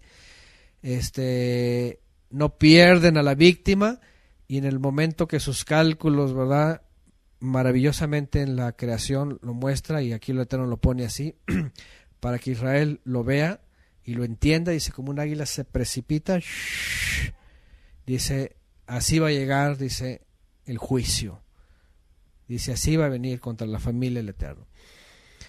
Y eso que habla de águila, ¿verdad? Porque hay otra ave que es más veloz. ¿Saben cuál es la ave más veloz? Hay una ave que se precipita, el halcón peregrino. El halcón peregrino es el ave más veloz sobre la tierra. Alcanza una velocidad impresionante cuando se precipita sobre sus víctimas. Y el águila igual, ¿verdad? Pero a lo que voy es esto. Israel estaba tan confiado y podía decir, no, pues tarda, de aquí que vengan, de aquí que... Y en aquella época era así, no se sentían seguros, decían voy a recurrir a Egipto y todo esto, pero dice el Eterno, llegará como un águila.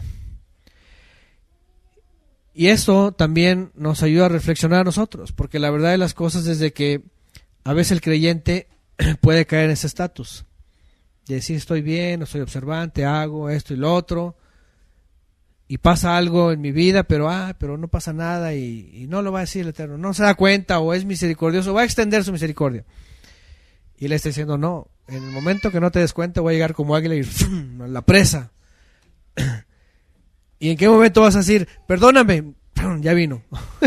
No va a haber ni tiempo ni para que te hinques. Imagínense nada más. No hay tiempo ni para que te hinques, sino que va a venir. ¿Por qué? Porque cuando el Eterno ya dijo, estoy sobre ti, ya te miré y tú no vuelves a mí, ya no hay perdón.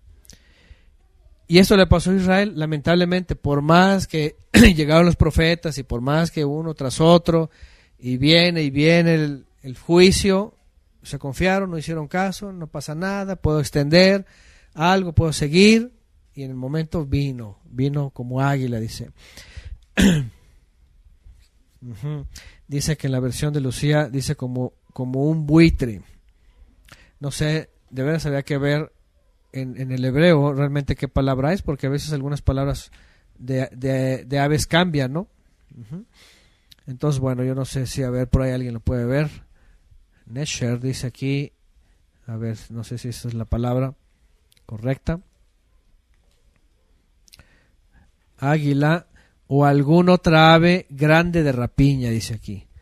Bueno, Nesher dice una raíz que no se usa, lacerar, águila o alguna otra ave grande de rapiña. Bueno, ahí está, hablando de una ave de rapiña que se lanza sobre su víctima, así, ¿no? Por eso les decía que también el halcón peregrino es una de sus características, es el más veloz, por cierto. ¿Y por qué iba a pasar esto? Dice, porque violaron mi pacto y transgredieron mi Torah, mi instrucción.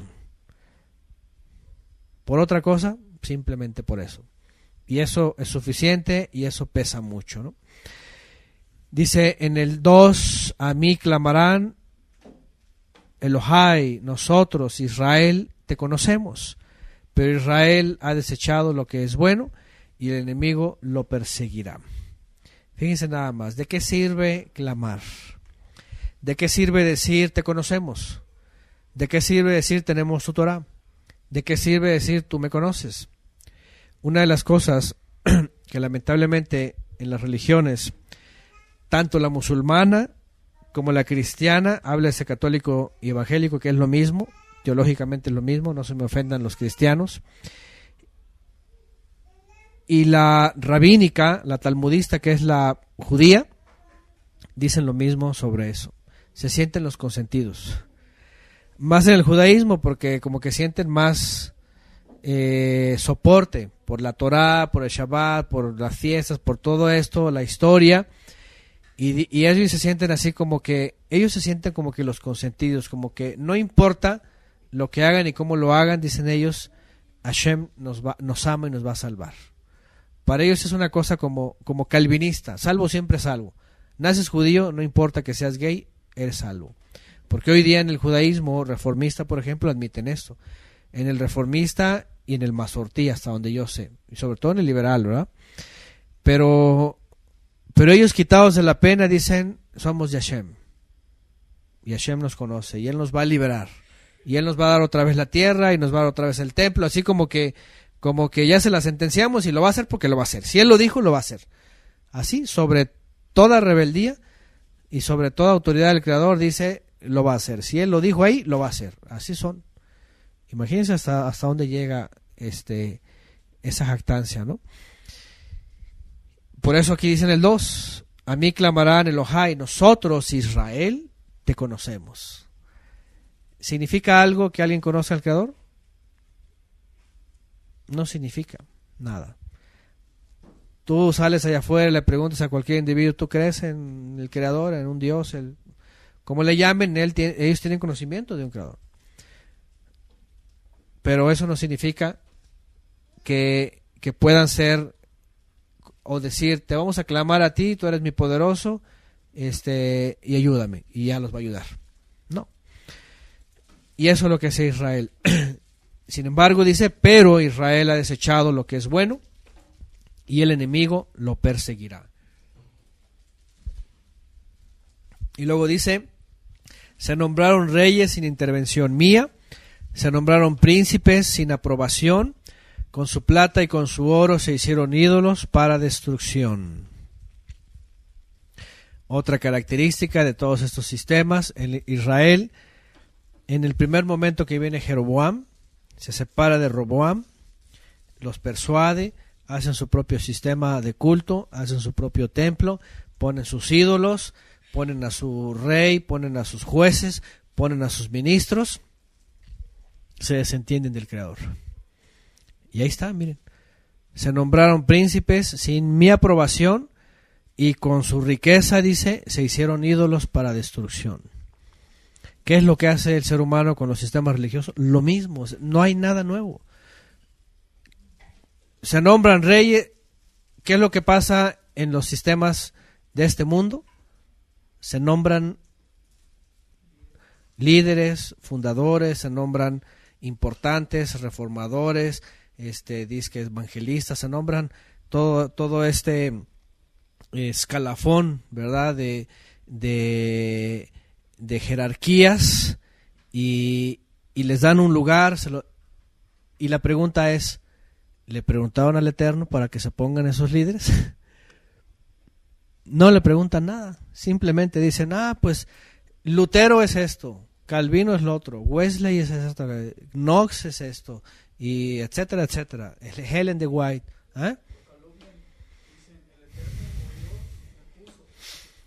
bueno, y otros peores, ¿verdad? Dios me dijo que voy a estar sobre esta congregación o esta iglesia o sobre quién sabe qué, y el Señor me dijo que voy a ser apóstol, y aparte, ¿no? Y eso tiene que ver con calumniar al Eterno, o sea, ¿cuándo te lo dijo, no?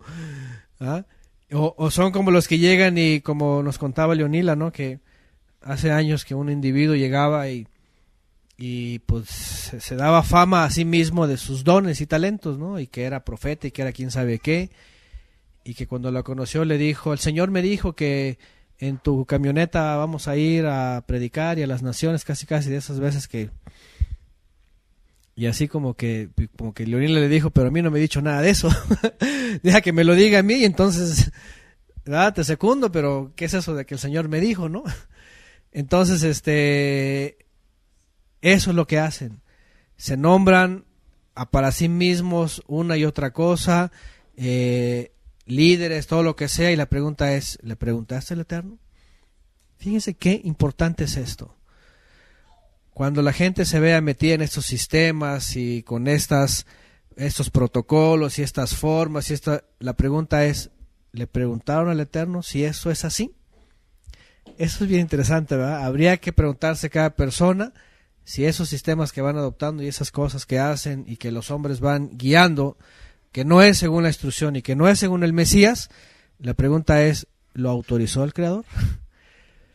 Porque muy curiosamente... Y vean, el religioso le sabe hacer, pero le sabe hacer, es astuto. Porque cuando Yeshua llama a sus emisarios que conoce, que les dice, ustedes van a ser emisarios, y los manda y les dice, lo que aten abajo será atado arriba y lo que aten arriba será atado abajo. Y vienen los papas y les encanta esa expresión y dicen, ex cátedra, lo que digamos es la ley. Qué curioso. Porque le copian a los rabinos dicen ya no hay profeta y lo que diga el rabino es la ley. Y así, y vas a todas las hijas de Roma, ¿verdad? A todas las rameritas, y llegas a un lugar de estos, no, lo que dice el pastor es la ley, lo que dice el ungido, pues es el ungido, ¿no? Y así en todos lados.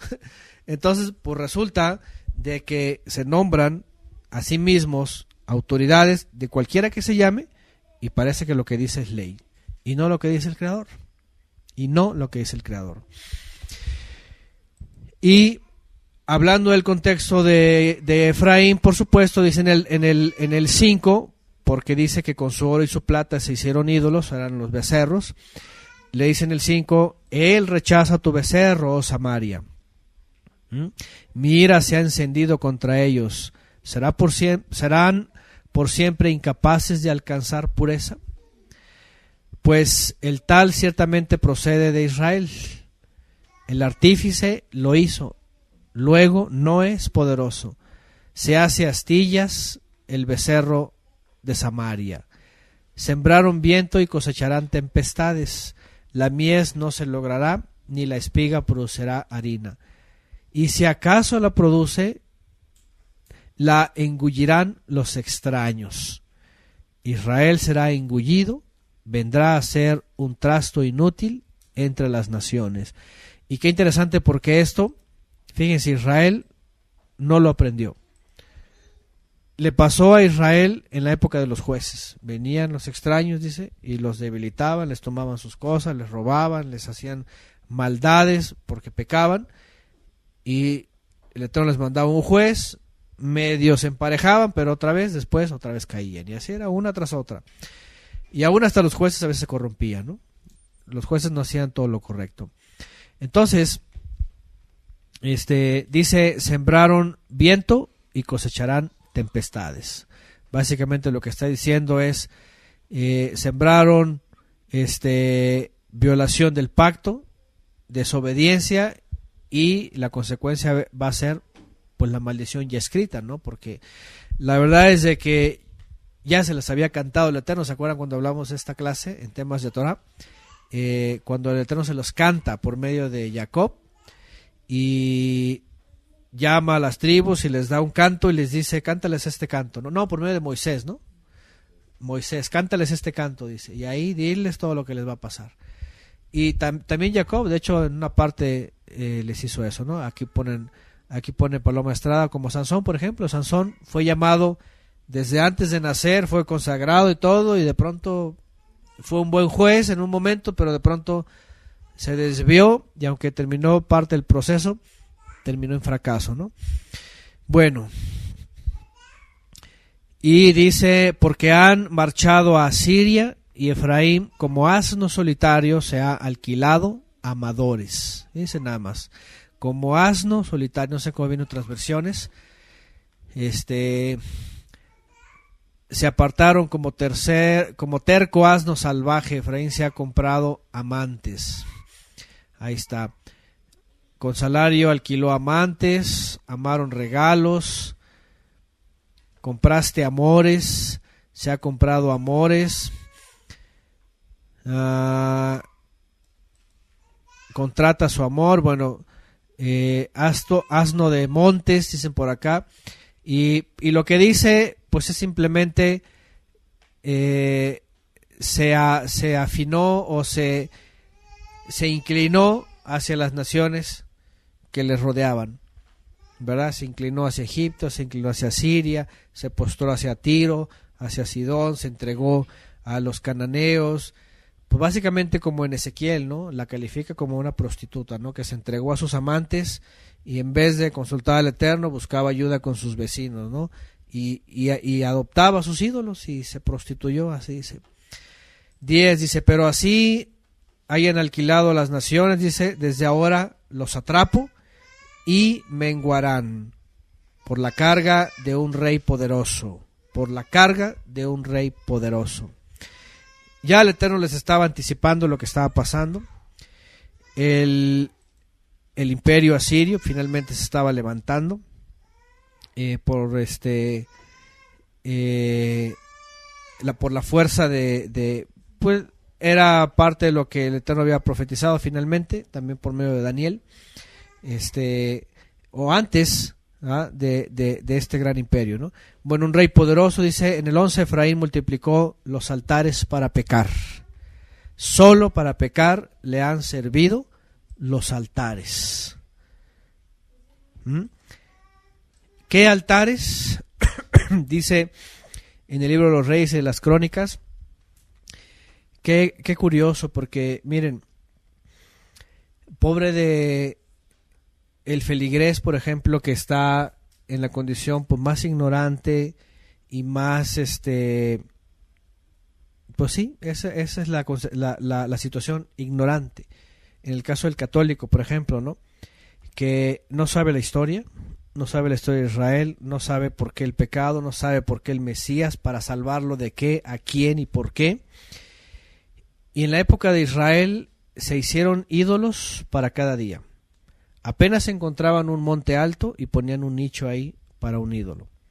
Apenas encontraban un árbol frondoso y ponían ahí un nicho para otro ídolo y para otro y estaba lleno de ídolos. Y ustedes cuando ven eso dicen, eso se parece al catolicismo, ¿eh? Ídolos por todos lados.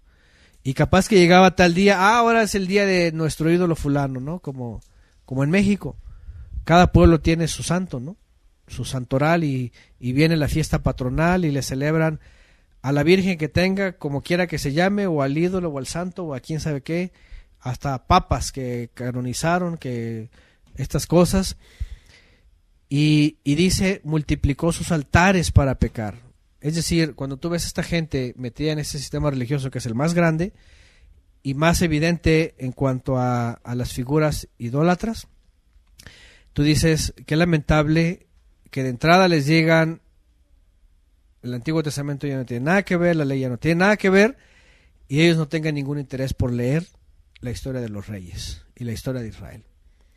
Porque si vieran esto y se miraran a sí mismos en su religión que están, dirían, oye, estamos haciendo lo mismo.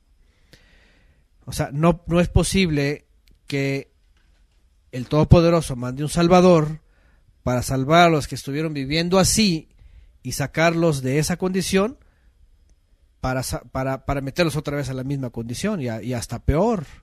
O sea, es totalmente inadmisible. No actúa así el Creador. Ahora, podemos decir, bueno, pobrecitos católicos, ¿no? Pero por otro lado, lo que estamos viendo es de que todos estamos saliendo de cualquier cantidad de sistemas que son iguales. Si es judaísmo es lo mismo, porque tienen sus nichos, como forma de nicho a sus rabinos, a sus libros de doctrina, a sus formas de pensar, a sus sabios de bendita memoria y a quién sabe qué tantas cosas tienen. Si se habla de la cristiandad, pues también, no se diga. Tienen, además de la herencia católica romana, pues también tienen un montón de figuras. Y así te vas con la hindú, con la cual más, la musulmana, la budista, es decir, todo, y tú dices, ¿a dónde está metido el ser humano? Hasta en el nivel empresarial tienen sus nichos idolátricos, ¿no? Si se trata de éxito, consultan a los fulanos que tuvieron éxito en quién sabe qué, que fueron quién sabe cuánto, ¿ah? O la filosofía, ¿no? Etcétera, etcétera. Entonces dices, el mundo está sumergido en esta filosofía y en esta mentira y en este engaño, ¿no? Han multiplicado sus altares, han multiplicado sus filosofías, sus formas, sus objetivos, pero lo más lamentable es que la consecuencia, ¿cuál es? Pecar. O sea, todo lo que el hombre se va levantando, llámese persona o llámese objeto, llámese lo que sea, y en lo cual se atrapa y se queda ahí, lamentablemente lo que le causa es transgresión delante del Creador. Así de sencillo. Si se hizo un calendario, lamentablemente está lleno de transgresión, ¿verdad? Porque el calendario que sigue el mundo es de pura transgresión. Y no se diga las filosofías de hoy día, el humanismo, el asunto de la igualdad, el asunto del feminismo, el asunto de todos esos sismos, el género no sé qué, de la, ¿cómo se llama este asunto del género X? Y bueno, todo se degenera, ¿verdad? La cosa es de que el hombre se hace todo esto, ¿no? En el caso de Israel, pues es evidente, ¿no? Además de eso, y en el 12 es impactante, porque dice, aunque les di las grandezas de mi Torah, las recibieron como las de un extraño. En otra versión dice como cosa extraña. Fueron tenidas como cosa ajena. Ellos la verían como algo extraño, dicen otras versiones. La consideran algo extraño, por cosa extraña se les considera, los considerarían como una cosa sin importancia. Y ese es uno de los textos que hemos usado antes, que impacta mucho, que llama mucho la atención, porque aquí dice, les di las grandezas de mi instrucción y después para ellos les fueron algo extraño, algo como que si no fuera parte de su naturaleza como personas. Por ejemplo, si viene alguien y nos empieza a hablar del Popol Vuh, ¿qué pensaríamos?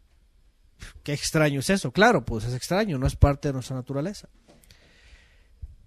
Pero así como si a alguien le vienen a hablar del Popol Vuh, a Israel, cuando se le presentaba la Torah, era como, ¿qué cosa extraña es esa, ¿no?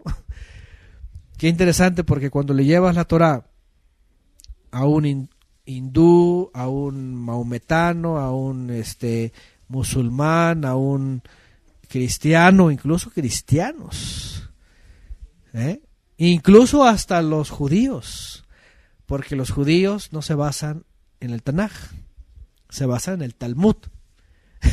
Tanto que si les presentas tal cual, la Torah así, se les hace extraño, porque dicen, no, es que Maimónides dijo esto. Y aunque lo contradiga, para ellos es lo natural. Por eso les recomiendo mucho la clase que tenemos ahí. Vean, hasta preguntan aquí, ¿Popol Vuh? Pues sí, así, extraño, ¿no? El video que les comento que tengo ahí de un profesor de la escuela hebraica en Jerusalén, él dice, si vendría hoy día Moshe o Eliyahu o alguien, diría, ¿qué cosa extraña es esta? Porque sería todo lo contrario, ¿no? El judaísmo hoy día vive algo extraño, que no es lo que recibió el pueblo de Israel del Eterno. Este texto lo hemos usado para decir simplemente esto. Si nos es familiar la instrucción y sobre todo en el Mesías, estamos bien. Pero si a alguien se le hace extraño cuando hablar algo de la Torá, algo de la profecía, algo de lo que nosotros hemos aprendido, entonces cayó como Efraín. Por eso cuando le hablas al católico de algo de esto, dice, ¿what? como la expresión de decir, ¿qué? No entiendo nada. Por eso lamentablemente cuando le hablas al cristiano evangélico de cualquier denominación que sea y le hablas de aspectos de la instrucción de la Torá, se le hace extraño. Es decir, han caído en el síndrome de Efraín apóstata. Lo que debería ser muy natural se ha convertido en algo extraño. Y eso es más que claro. Para nosotros la enseñanza es esto. En la medida que estemos tan familiarizados de la instrucción del Eterno y nos hemos asimilado a ella y además nos alegremos de ella, entonces vamos a ser más del Creador. Pero en la medida que veamos qué es esta cosa extraña, es que nos estamos alejando. Así de simple, ¿no? Así de simple. Es decir, nosotros, como dice el dicho, tenemos que andar como pez en el agua, más bien, en todo el rango de la Torah. O sea, como si fuera totalmente de nosotros, ¿no? Y eso nos hace ver que estamos cada vez más cerca de la voluntad del Padre, evidentemente. Dicen por acá, a mí me han dicho, usted está muy loco. Pues así nos han dicho muchos, ¿no? Qué cosa loca es esta, ¿no? ¿Por qué? Pues porque pues hasta los mesiánicos, ¿no? Cuando les hablas de cosas bien bíblicas, pues ni lo entienden, ¿no? Así como que, ¿qué es esto, no? Porque se sacan sus cosas talmúdicas, ¿no? Entonces, la verdad es de que son todos los sistemas los que finalmente han caído en el desconocimiento correcto de la escritura. Tanto que ahora que, por ejemplo, he tenido comunicación con Nadim y su grupo, ellos están por ahí conectados, ahí también está él, está en el chat, están escuchando. Él está experimentando, como nosotros lo experimentamos y muchos los hemos experimentado, que cuando aprendemos del Mesías, tanto la instrucción como la esperanza venidera que él enseña, que es muy clara, no solamente en sus palabras, sino en las cartas de sus emisarios, se nos hace tan familiar ya y ya es tan parte de nosotros. Pero cuando se lo dices a alguien que está dogmatizado, por ejemplo, con el rabinismo, el dispensacionalismo, se les hace bien extraño. Y no solamente extraño, sino se les hace agresivo y atacan como si fueran pitbulls. O sea, tú le estás diciendo lo que debería ser natural y familiar y resulta extraño. Y resulta que no, y además se te echan encima. Y además te dicen de cualquier cantidad de cosas que eres. A mí me pasó ahora... Este hermano Nadim lo está padeciendo, pero se está gozando de ello, porque por otro lado dice, ya nos agarraron y a mí me agarraron y me están diciendo de todo. Vamos, que hasta Illuminati somos, imagínense, o sea, ¿de dónde sacan esas cosas, no? me han dicho que soy jesuita, me han dicho que soy de por sí antisemita, que soy masón, que soy quién sabe qué tantas cosas soy. Y tú dices, ¿y de dónde, no? O sea, nada más por decir lo que el Mesías dijo, que va al Padre y nos promete ir con él y todo esto. Y luego resulta que a los que les dicen la promesa verdadera se les hace extraño y además te atacan así y dices, pues, ¿qué les pasa, no? Es decir, es un mundo de locos en la religión. Es una locura, es una locura. Bueno, dicen por acá, más que pitbull, dice, como lobos rabiosos, dice. ¿Ah?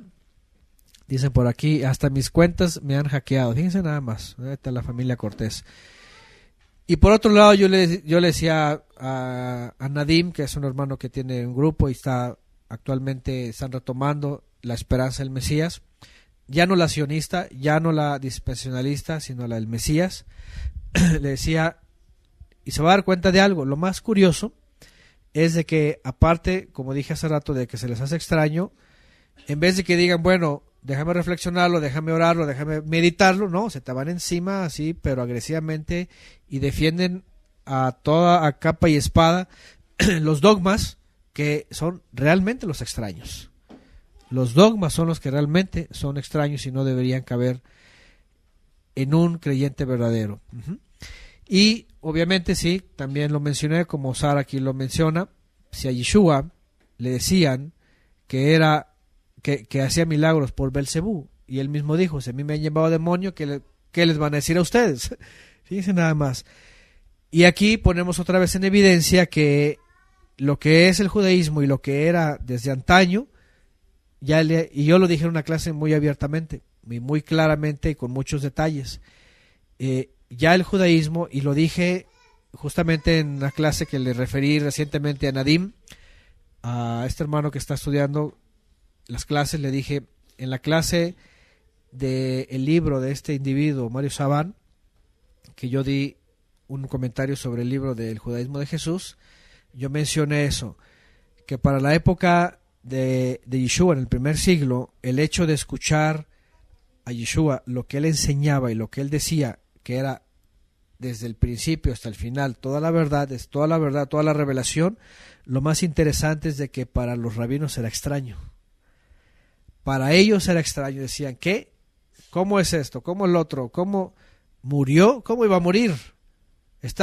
¿Cómo está en el cielo? No tiene que estar acá abajo. Es decir, para ellos ya era extraño. ¿Qué significa esto? Que ya el hombre, aunque se llame judío y tenga la Torá y tenga los profetas, el hecho es de que ya se habían hecho ellos los extraños. Y cuando viene el verdadero, creen que el verdadero es el extraño. Y no, y ese es un síndrome de Israel, ¿verdad? Es muy claro.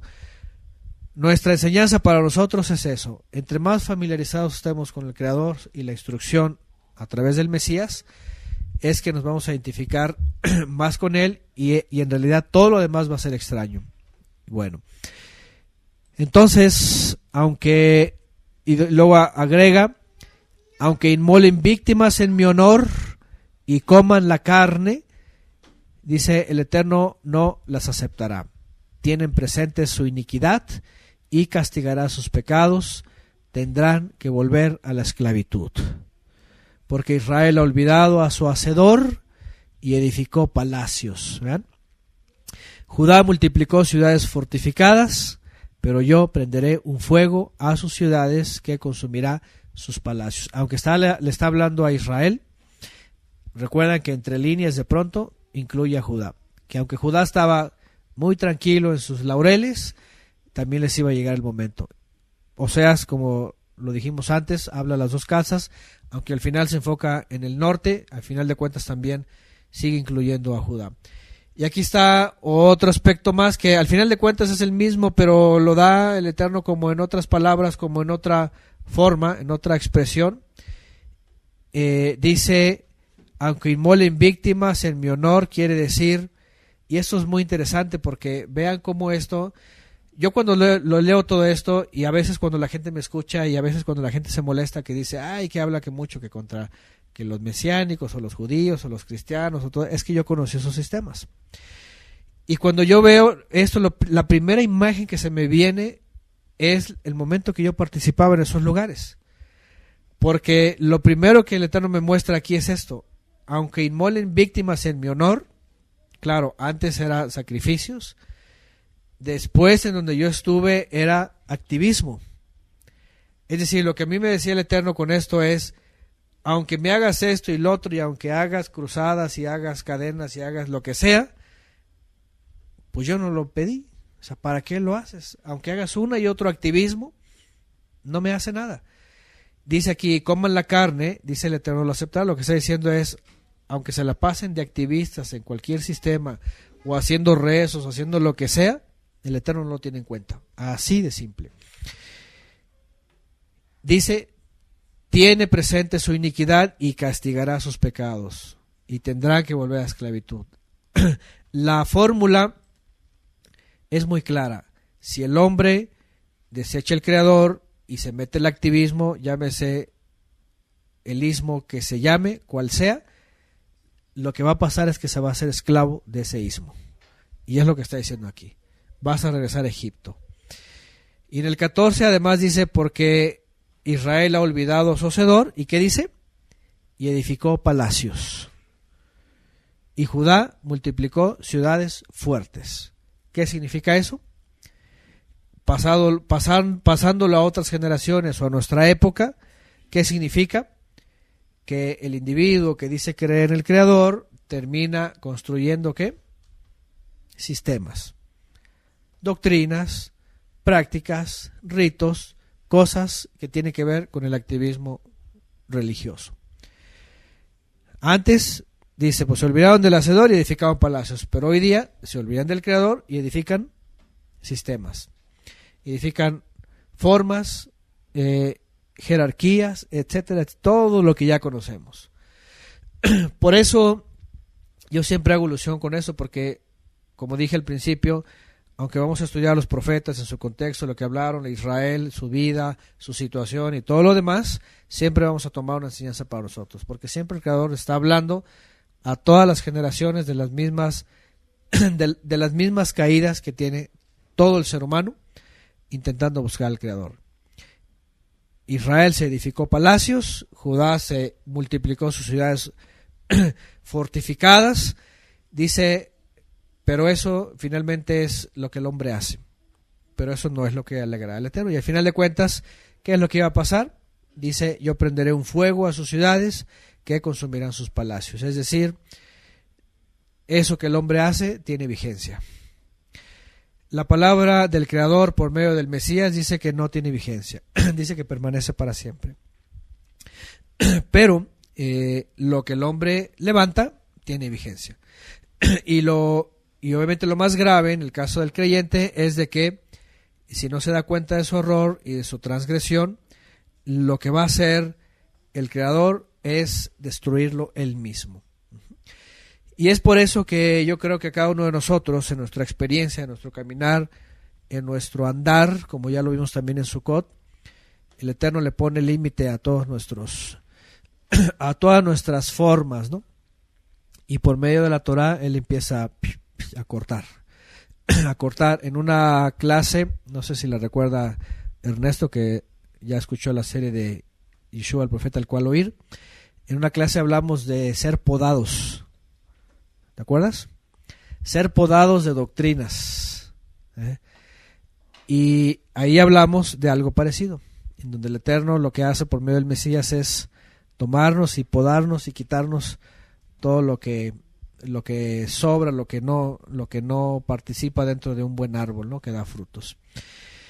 Y eso es, básicamente, la condición del ser humano es la misma. La realidad es de que el ser humano vuelve a caer en lo mismo.